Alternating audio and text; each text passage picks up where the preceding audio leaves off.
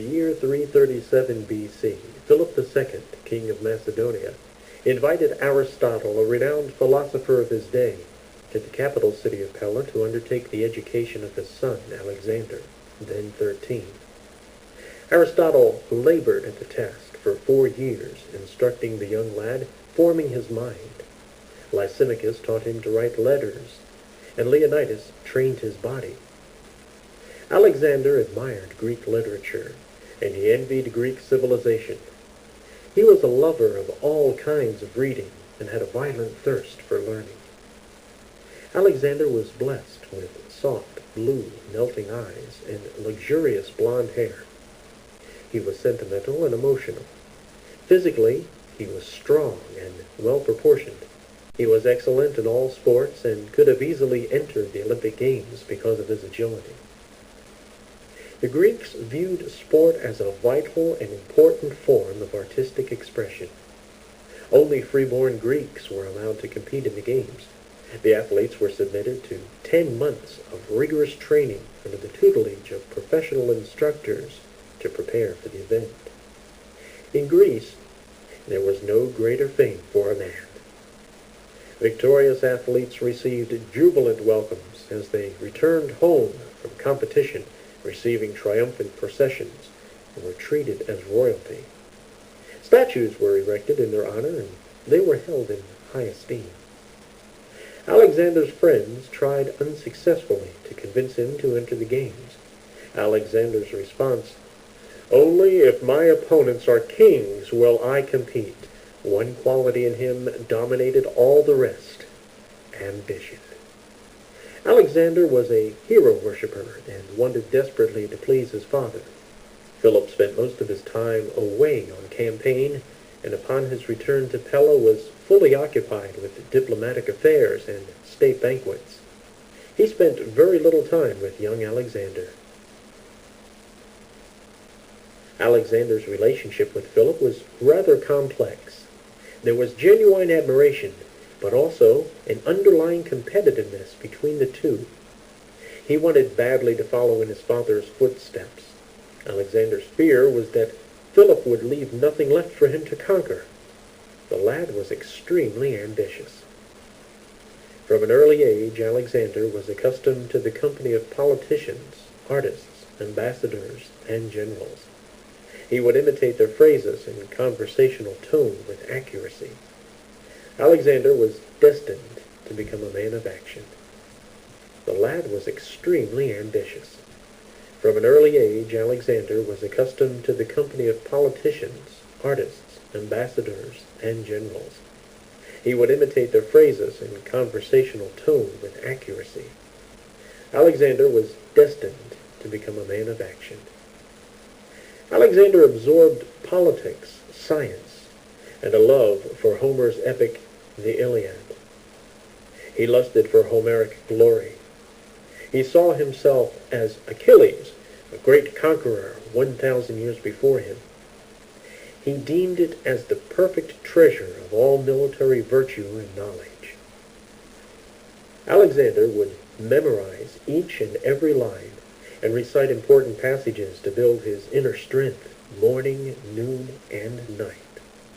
He began to condition his mind to make his vision a reality. Alexander would see himself winning battle after battle. He could taste the victory in his mouth as if it were red wine. He could smell the incense and myrrh brought back from his conquests. Alexander used the power of his own mind to believe strongly that his creative vision would come to pass. His life's purpose and direction were becoming more clear every day. Alexander conversed with the great scholars of his time into sometimes the early morning hours. He kept his thoughts clearly focused on unifying the Eastern Mediterranean world into one culture. Alexander's school days were over. He was formally appointed Regent of Macedonia and Master of the Royal Seal, and given an experienced advisor as his counsel.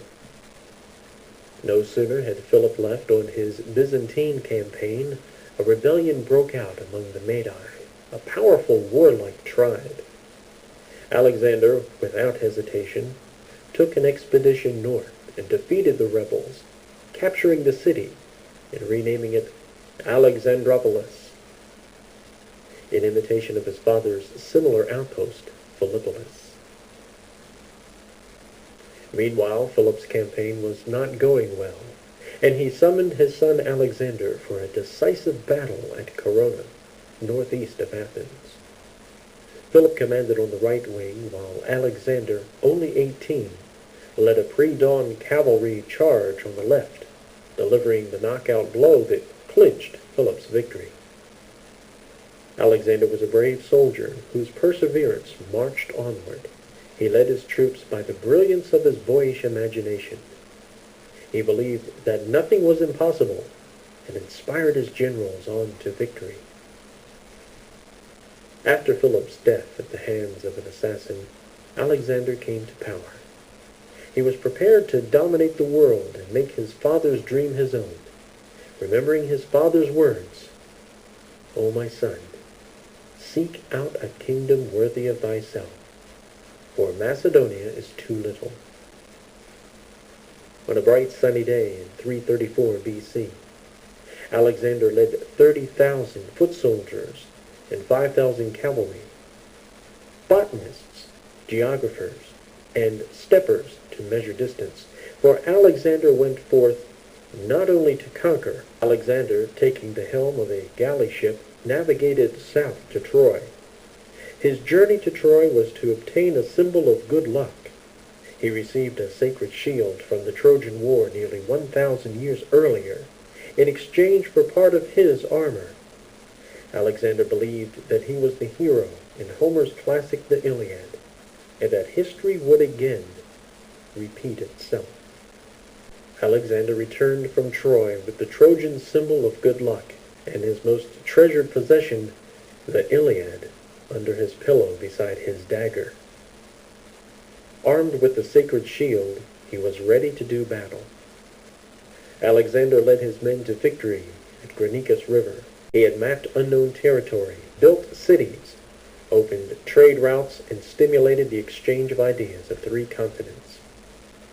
In the spring of 323 BC, Alexander, returning to Babylon for the last time, worn out from wounds, hardships, Alexander fell ill of a fever.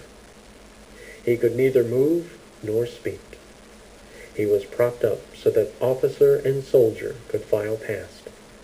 Alexander acknowledged each and every man with his eyes. 2 days later, he died. Alexander's belief is what made him great. He believed so strongly it came to pass.